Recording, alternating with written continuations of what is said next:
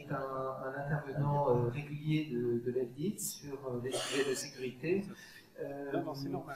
Il est le président de la plateforme RGPD de l'AFNOR et il pilote un groupe de travail assez important dont je suis membre peut-être pas très régulier, mais travaux très intéressants donc, par cet organisme. Il est le directeur associé d'une entreprise spécialisée dans le conseil en gestion du risque qui s'appelle NIRCA. Il est diplômé de l'Institut national des hautes études de sécurité et justice, donc, qui est un organisme qui regroupe à la fois des gens de la justice et des gens du ministère de l'Intérieur. Et du privé. Et du privé. Et bien sûr du privé, donc formation passionnante, on regrette d'avoir que la vie soit trop courte. Il est enseignant dans différents instituts, l'École nationale de la magistrature sur ces questions, Mines Télécom, Léonard de Vinci, le CHESI, le Centre des hautes études du cyberespace à Versailles. Voilà, bravo, merci. Et donc conférencier régulier donc, dans les instances que fréquentent donc, les spécialistes de ces questions. Bruno, merci encore d'être avec nous aujourd'hui. Et donc, votre sujet est donc voilà, les travaux de l'AFNOR sur ces questions de sécurité. Mais de manière plus générale, vous avez un grand nombre de domaines d'intervention. Et je pense qu'on aura peut-être le temps de prendre quelques questions pour M. Paz et Bruno après l'intervention. Merci. Merci André, merci Nicolas. Bon, je suis ravi d'être avec nous. Le challenge pour moi il est difficile parce qu'il faut que j'arrive à tenir encore à peu près 30 minutes. Je pense qu'on a beaucoup d'informations depuis ce matin. Donc je vais essayer de étoffer ma présentation avec trois grandes parties. D'abord je vais vous faire sourire, puis après je vais vous faire peur. Après je vais vous apporter quelques solutions et puis surtout je vais finir par une interrogation que je vous livrerai à toutes et à tous.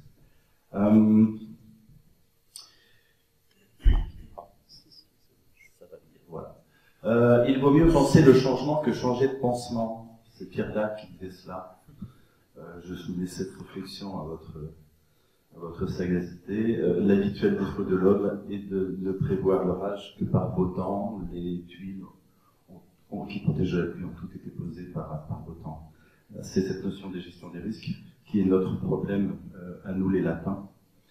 C'est que par rapport aux anglo-saxons, on attend que ça passe mal pour qu'on puisse réagir. Très rapidement, je vais passer ce slide.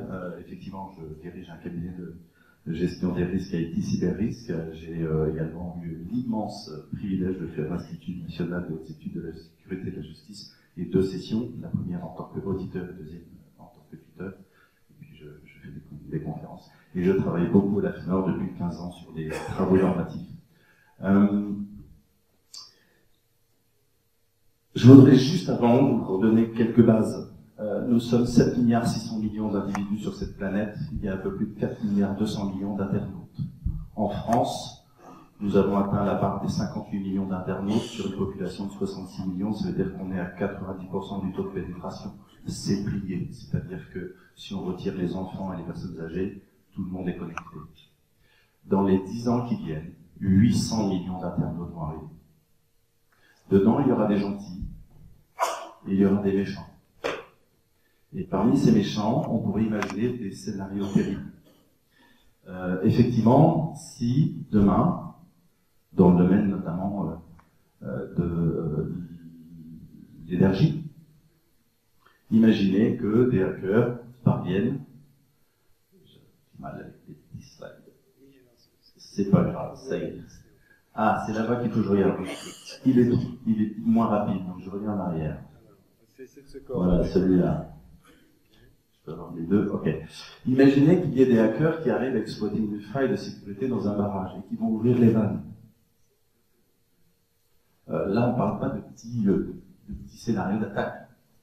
Imaginez encore qu'ils arrivent à prendre la main sur des systèmes Scala ou industriels pour contrôler à distance le transformateur de centrales nucléaires. Là, on parle de vrais scénarios sinistres. C'est ça qui fait peur. De la même manière, dans le domaine du transport, imaginons qu'un État puisse prendre le contrôle d'un circuit aérien de vol. Parce que j'ai mis des animations pour capter votre conserver votre attention. En état, la perte du contrôle de son trafic aérien au profit d'un autre. Là, c'est des vrais enjeux. Imaginons que quelqu'un puisse dévier un bateau dans son approche et de le lancer sur un port. Le bateau que vous voyez là, c'est un méthanier. Il est plus grand que le Charles de Gaulle et représente 266 000 litres de gaz naturel liquéfié. Bon, c'est des cas de scénarios qui sont vraiment extrêmes, mais pourquoi pas? Pourquoi pas? On va revenir un peu plus sagement sur quelque chose de terre à terre qui peut vous toucher vous tous demain. Il y a dans la salle des avocats, il y a des patrons d'entreprise, il y a des gens qui peuvent être directement touchés par ce petit scénario. C'est un scénario que je déroule en Serious Game en gestion de crise au Centre des hautes études du cyberespace. Imaginez que ce qui va se présenter devant vous là, ça vous arrive demain. Vous êtes patron d'une organisation et elle est possiblement victime de hackers, on vous l'annonce. Possiblement, c'est-à-dire que les hackers menacent votre organisation de révéler sur les réseaux sociaux un certain nombre d'informations et notamment des données ultra confidentielles, par exemple sur vos clients. Et puis, quelques minutes après, un deuxième flash arrive, et là, c'est avéré, effectivement, vous êtes victime. C'est-à-dire que c'est confirmé, ils vous ont attaqué, et ils commencent à diffuser des données ultra confidentielles de vos clients sur des réseaux sociaux. Comment réagissez-vous? Et puis ça s'arrête pas là, ce serait pas drôle. Quelques minutes après, on vous annonce que votre organisation est vraiment dans la tourmente. Les données donc personnelles de vos clients sont désormais en ligne, et surtout que de nombreux noms circulent, parmi lesquels des personnalités emblématiques. La conséquence qui en suit, c'est ceci. Une dizaine de personnalités viennent de faire savoir par la voix de leur avocat qu'ils ont l'intention de quitter votre établissement, qu'ils vont vous assigner en justice. Certains d'entre eux sont désireux de faire valoir leurs droits, puisqu'on en parle du droit aujourd'hui, et ils ont déjà mis leur menace en exécution. Pourquoi? Parce qu'ils ont déjà apporté plainte. La vraie question, et c'est là où je veux capter votre attention encore, c'est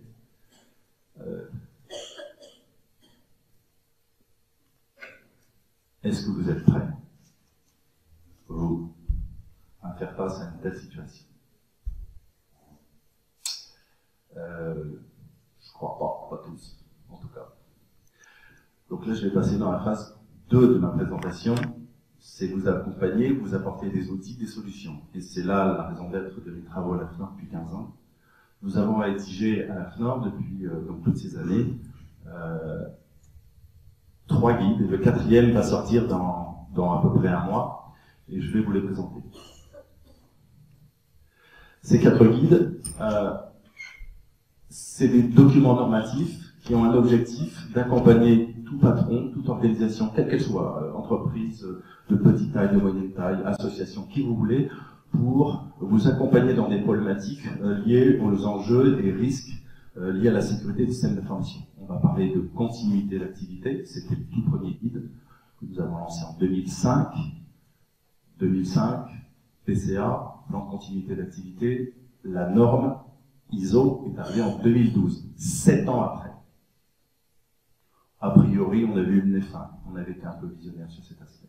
Le deuxième touche à tout ce qui a trait à la prévention et la gestion de la fuite de vos informations. Là, c'était en 2011. A priori, on a encore eu le nez creux, puisque est arrivé en mai 2018 le fameux RGPD. Le troisième guide traite de la problématique des nouvelles attaques, ce que l'on appelle les APT, les Advanced Persistent Threats. On a le temps, peut-être que je peux en parler tout à l'heure.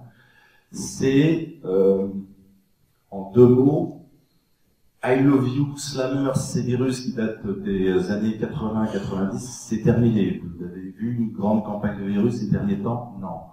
En revanche, les nouvelles menaces, ces nouveaux malwares, plus de 300 000 quotidiennement, eux, leur objectif n'est pas de détruire votre disque dur ou de vous empêcher de fonctionner, mais justement d'infiltrer vos systèmes d'information dans d'autres objectifs.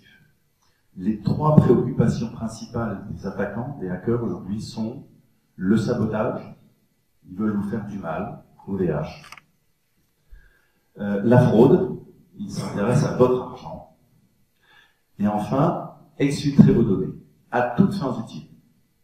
Et malheureusement, dans certains cas, c'est les trois. Ils vont vous faire un DDoS, ils vont vous demander une rançon, mais ils vont quand même diffuser des informations. Ça s'appelle Ashley Madison. Des divorces, des suicides à l'issue de cette histoire. Ashley Madison était un site de rencontre avec Hitler. Oui. Donc, le premier sur les PCA, le second sur la partie prévention gestion de la fuite de l'information, le troisième sur les APT, et celui que nous sommes en train de terminer et de boucler traite de la problématique du RGPD. Comment facilement, aisément, on peut accompagner le patron d'une organisation, quelle qu'elle soit, pour qu'il soit le plus proche possible de la conformité au RGPD. C'est une boîte à outils avec des fiches. Donc je vais essayer d'avancer, de résumer rapidement sur ces 4 guides normatifs, donc le PCA. Comment ça se passe à l'AFNOR? C'est on soumet un sujet à un collège d'experts, on se réunit, et puis pendant à peu près un an, à un rythme d'à peu près une réunion par mois, on rédige un document dans lequel on va retrouver un glossaire, un périmètre, une définition, des méthodes, des outils, une conclusion et un certain nombre d'annexes avec un lexique. Ça fait 15 ans que ça dure. Ces documents normatifs sont en ligne sur le site de l'AFNOR, sur l'AFNOR Boutique. Et là, je vais recapter votre attention, parce que je les ai là. Et puis, si vous me les demandez, je vous les enverrai gentiment et gracieusement. En revanche, les vendez pas de votre côté non plus, parce que là, je me ferai taper sur les doigts. C'est quoi le PCA, rapidement, si certains n'ont pas la connaissance? Un plan de continuité d'activité, ça veut dire quoi? C'est un ensemble de procédures et de dispositions qui sont prévues pour garantir à une organisation la continuité ou la reprise de son activité en cas de sinistre. Tous les OIV, tous les OSE ont mis en place des PCA. C'est une obligation.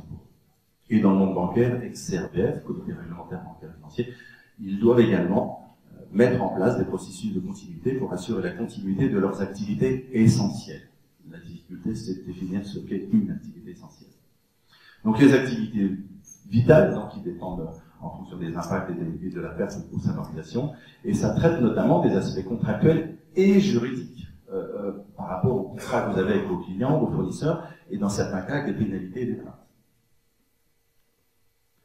Alors qu'est-ce qu'on a apporté? Et c'est ça l'originalité des travaux de l'AFNOR que je vous recommande, c'est que systématiquement, j'ai demandé à un avocat, un magistrat, d'intervenir dans ce groupe de travail, pour que lui apporte un regard beaucoup plus de recul sur les aspects juridiques associés à ce type de problématique. Donc là, en l'occurrence, c'était Maître Isabelle Renard qui était venue pour le du PCA.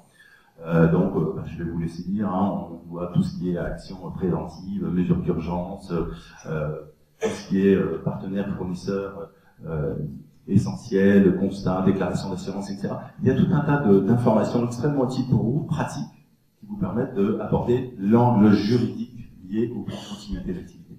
Okay. On a fait la même chose sur la partie DLP. DLP, Data Leak Prevention. Leak pour fuite, perte de contrôle, pas loss. Loss, c'est je perds mes données au sens sauvegarde. Donc je fais une duplication des données, et là, j'y réponds à la problématique du loss. Le leak, ça porte bien son nom, c'est je perds le contrôle de mes informations, de mon patrimoine informationnel. Qu'est-ce que je fais? La définition, ensemble de mesures organisationnelles et techniques qui visent à identifier, surveiller et protéger vos informations, et ce, qu'elles soient stockées en mouvement ou en cours d'utilisation.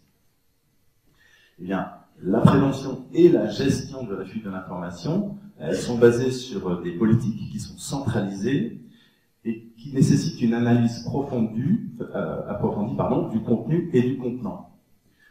Et surtout de son contexte. Je m'explique.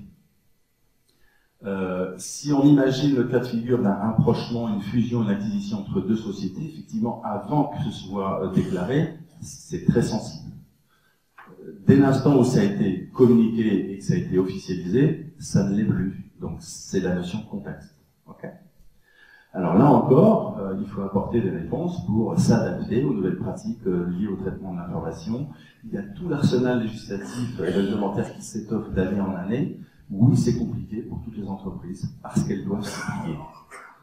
C'est des contraintes juridiques qui sont induites pour toutes les organisations, et l'ADLP répond en partie à certaines obligations existantes et certaines. Là encore, on a fait intervenir une avocate, Claire Bernier, que connaît bien mon ami André, qui nous a apporté un regard sur les actions préventives, la gestion des risques, la réglementation des informations sensibles, qu'est-ce qu'une information sensible, les constats et les recommandations. Je rappelle que ce document est arrivé avant le RGPD, hein. Donc on avait a priori un cran d'avance. Mais je rappelle également que Viviane Reid, qui est l'initiatrice à la Commission européenne de la problématique liée au RGPD, elle a dû se battre et se battre et se battre pour imposer que ce règlement arrive, et heureusement qu'elle l'a fait. Troisième guide, ce que j'évoquais tout à l'heure, donc les nouvelles menaces auxquelles vous êtes tous confrontés, vous êtes tous des cibles. Je crois avoir convaincu hier une personne, déjà, sur la nécessité de changer vos mots de passe. J'ai expliqué tout à l'heure quelles étaient les motivations des hackers, le sabotage, la fraude, l'exfiltration de données. Comment ils y parviennent? Par le biais de deux, trois axes de travail. Le premier, il faut que vous sachiez que, par rapport aux chiffres que je vous ai communiqués de la population tout à l'heure, quotidiennement, il y a 279 milliards de mails par jour. 279 milliards de mails par jour. Dont plus des 2/3 sont du spam. Donc, dans ces mails, il y a des techniques qui sont extrêmement poussées, élaborées, ces nouvelles menaces, qui vont vous inciter à ouvrir une pièce jointe, à cliquer sur un lien, à créer une usurpation d'identité, à essayer d'obtenir une information sensible que vous possédez. L'objectif, c'est de s'octroyer des droits, des privilèges. Parce que dès l'instant où vous les avez, c'est que du bonheur. Un mot de passe de 6 caractères, il faut moins de 7 minutes sur Internet pour le craquer. Un mot de passe de 10 caractères incluant minuscules, majuscules, caractères spéciaux et chiffres, selon vous, plus de 200 années. J'en connais quelqu'un qui vont changer leur mot de passe d'ici ce soir et utiliser des coffres-forts à mot de passe. Même si le mot de passe, dans les 3 ans, il va considérablement changer, évoluer, voire même peut-être disparaître dans son mode actuel de fonctionnement, changez-les, faites-moi plaisir. Parce que c'est par là qu'il rentre. Le mot de passe de demain, il sera à peu près avec 3 critères. Probablement un objet connecté que vous aurez sur vous, peut-être votre voix, ou une empreinte, et puis un code. Et si et seulement s'il y aura ces triples authentifications, vous pourrez accéder à un système ou à une session. Donc dans ce guide sur les nouvelles menaces, on explique également que les hackers, ils ont quelque chose que vous n'avez pas. Ils ont le temps. Eh oui. Ils vont éplucher toutes vos archives de mails, vos fichiers OST, parce qu'ils vont découvrir plein d'informations sensibles dedans. Ils vont prendre le temps de comprendre qui vous êtes sur les réseaux sociaux, sur Internet, sur la toile, qui vous êtes, votre profil, vos habitudes. Et ils vont déclencher des attaques. Extrêmement préparés, ciblés, travaillés. Ils ont le temps. C'est ça qui change. Donc ce guide apporte des réponses sur ces problématiques. Donc une qui est essentielle que j'ai entendue ce matin, c'est à la question « Êtes-vous prêt pour la gestion de crise de tout à l'heure ?» Est-ce que vous avez déjà un plan de réponse à un tel incident? Je crois que non, pour la plupart d'entre vous. Vous allez devoir y travailler. Qu'est-ce que je fais? Je suis victime d'une attaque. J'ai soit du chiffrement, WannaCry, NotPetya, soit j'ai quelqu'un qui a réussi à exfiltrer des données. Qu'est-ce que je fais dans l'immédiat? Ça, c'est des vraies questions qu'il faut se poser. Je débranche, je change les mots de passe. Parfois, il ne faut pas tout débrancher. Panama Papers, le cabinet Fonseca, ça a duré 6 mois la fuite de données. 6 mois. En clair, ils se sont dit, si je plug un disque dur depuis l'extérieur et que je vis tout en 30 minutes, ah là, je vais me faire repérer. 6 mois, un flux quotidien. Ça passe totalement inaperçu. Ils sont extrêmement doués. Retenez ça. Donc, prévoir un plan de réponse à incident avec la problématique liée aux droits et aux aspects juridiques, les recherches de preuves numériques, les traces forensiques, les huissiers, les avocats, tout cela, ça va devoir s'enclencher dès l'instant que vous aurez malheureusement été victime d'une attaque. Et essayez, tant que faire se peut, de déterminer s'il y a une procédure judiciaire, la réalité de la fraude, l'origine de l'attaque, la motivation de l'auteur, les vecteurs d'attaque et les responsabilités. Tout ça, c'est dans le guide. Et là encore, on a eu un regard d'un avocat qui est venu, qui nous a repris notre document, qui l'a relu, qui a apporté un certain nombre d'éclairages sur les actions préventives, sur les mesures d'urgence, sur les constats, sur les déclarations des assurances qu'il est nécessaire de prévoir ou de mettre en œuvre dès l'instant où on a été effectif. Celui-là arrive, on est à la phase de conclusion, on est en train de terminer, donc j'aurai l'immense joie de vous l'annoncer a priori en février. En gros, c'est, je vous l'ai dit tout à l'heure, donner une boîte à outils simple avec 10 fiches pratiques à un patron d'une PME qui dit « mais par quoi je commence? Comment ça marche le RGPD ?» Évidemment, avant le 25 mai, les grandes entreprises du CAC 40, elles sont attardées, elles ont beaucoup planché dessus, ça leur coûtait beaucoup d'argent. Mais elles s'y sont mieux préparées. Aujourd'hui, on estime que 82% des entreprises françaises ne sont toujours pas en conformité avec le RGPD. Elles devaient l'être au 25 mai. Donc l'applicabilité, tout ça, vous connaissez, je ne vais pas revenir dessus, ce sont les 28 États membres, avec une augmentation des pouvoirs des autorités de la régulation, le cadre applicable, les principaux objectifs, c'est accroître la protection des données et le traitement de vos données. Il y aura donc 10 fiches pratiques, celles associées aux sous-traitants, aux fournisseurs. Si j'ai le temps, André, je ferai une petite parenthèse tout à l'heure, parce que j'ai entendu la fraude au président ce matin, et puis l'autre fraude, c'était sur la partie... j'ai un oubli. Les sentiments. Voilà. Il y en a une qui fait des ravages en ce moment, c'est la fraude aux fournisseurs. Je vais vous en parler dans quelques secondes. Une fiche liée aux outils, à la conformité. Les outils, typiquement, est-ce que vous utilisez des filtres de confidentialité? Non. C'est bien dommage. Je vais régulièrement faire des conférences au FIC, Forum International de la Cybercriminalité à Lille en janvier, que je vous recommande. Mettez-vous tout en haut dans les salles. Là, vous prenez des jumelles ou une longue vue, c'est un vrai bonheur. Alors, je l'ai normalement, mais là, comme j'ai donné... Ah, il en faut, ouais, un filtre. Là, je ne l'ai pas mis parce que c'est bien, c'est bien. Sur la conformité, une fiche sur le cloud, sur le transfert, l'échange des données, l'effacement, la conservation, tous les chapitres qui ont été abordés, je crois qu'il y en a plus de 14 dans le RGPD, sur 99 articles, on a pris l'essentiel pour apporter une fiche simple, facilement utilisable pour un patron d'une entreprise ou d'une association. Je rappelle que toutes les organisations sont touchées. Par quoi je commence et comment je pense. Voilà, ça ce sont les travaux sur lesquels on a donc beaucoup travaillé depuis 15 ans à l'AFNOR. Ces documents sont normatifs, ils sont en ligne. Vous pouvez vous les procurer, et comme vous êtes gentil, que vous plaisez bien, si vous me le demandez, je vous en donnerai. Je voudrais conclure, comme je vous l'ai dit tout à l'heure dans la troisième partie, par une dernière question que je vais vous poser dans quelques secondes, mais je vais vous sensibiliser sur 2-3 petites choses. La cybersécurité, c'est plus une option. Hein. Il faut qu'on arrête maintenant, il faut y aller là, tous ensemble. L'ANSSI, mon collègue qui est là, nous a fait une belle démonstration de ce qu'ils sont capables de produire, d'apporter. Allez sur leur site, mais il y a une documentation extrêmement riche et remarquable. Allez-y, hein. L'hygiène informatique qu'on évoquait de M. Poupard ou les autres, ils ont produit des documents extrêmement riches. Allez les consulter, allez les télécharger, parce que vous y trouverez énormément de solutions. L'ANSSI, il y a à peu près 10 ans, c'était 30-40. Ils sont près de 500 ou 600 qui sont en sous-effectif.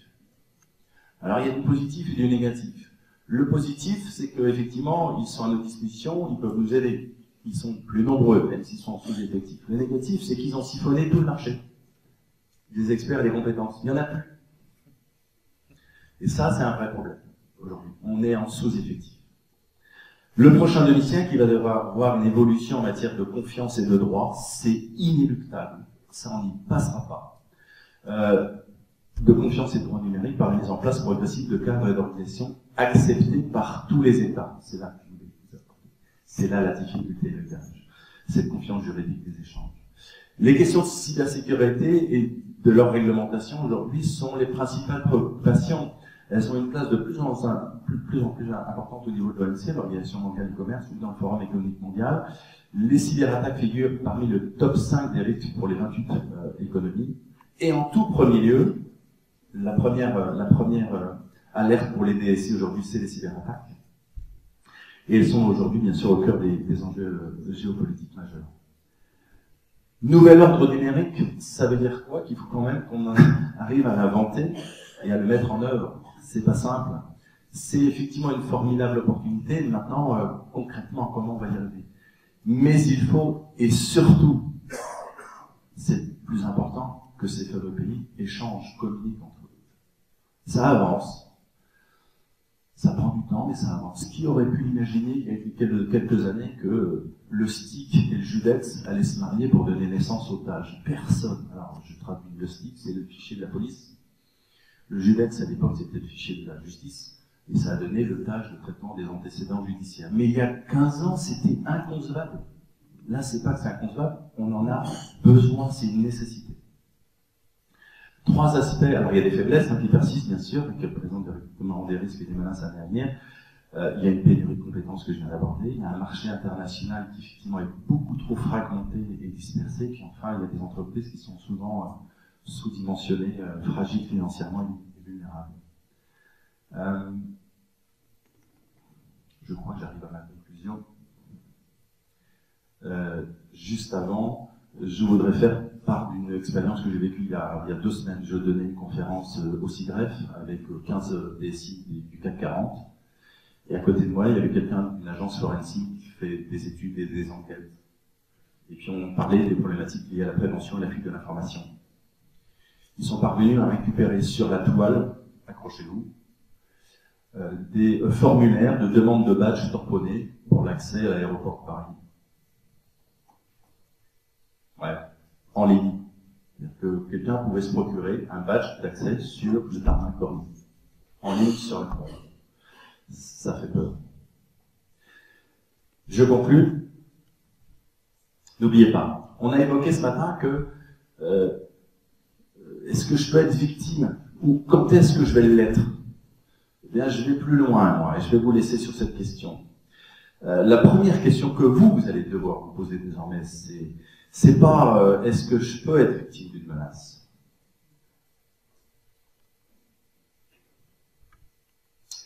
C'est ce que vous ne l'êtes pas déjà. Ah, ça allait trop vite. Sorry. Ah, je vais trop vite, non? Il y a un décalage. Voilà. Est-ce que vous ne l'êtes pas déjà? Et comment allez-vous faire valoir vos droits? Les fameuses nouvelles menaces, il y a à peu près encore un an et demi, on mettait en moyenne 200-220 jours pour découvrir qu'on était victime d'une APT, d'une attente persistante. On a fait descendre, avec les outils et les technologies de certains éditeurs et les moyens du bord, cette durée à peu près à 180 jours. J'ai envie de vous dire que 1 minute suffit pour que ce soit la catastrophe. Est-ce que vous n'êtes pas déjà victime d'une menace? Et comment allez-vous faire valoir vos droits si c'est le cas? Je vous remercie.